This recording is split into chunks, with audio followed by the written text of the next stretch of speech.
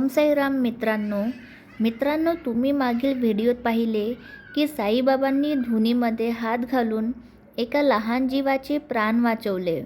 पण तुम्हाला माहिती का, बाबा केवळ अग्नीवरच नाही तर साक्षात काळावर सुद्धा नियंत्रण ठेवू शकत होते.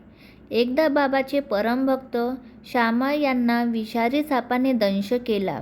विष वेगाने शरीरात पसरू लागले.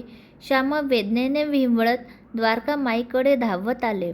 त्यांना वाटले बाबा आता प्रेमाने जवळ घेतील आणि काहीतरी उपाय करतील.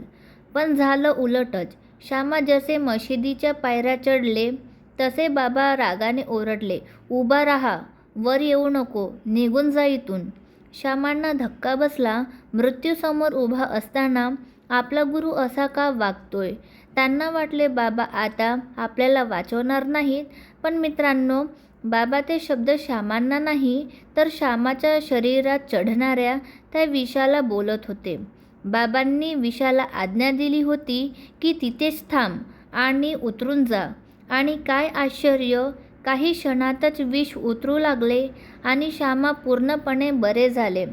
या कथेवरून आपल्याला समजते की कधीकधी देवाची पद्धत आपल्याला कठोर वाटू शकते, पण त्यामागे केवळ आणि केवळ आपले रक्षण करण्याचा उद्देश असतो.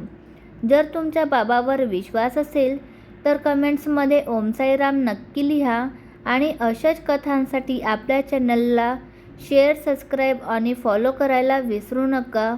ओम साईराम.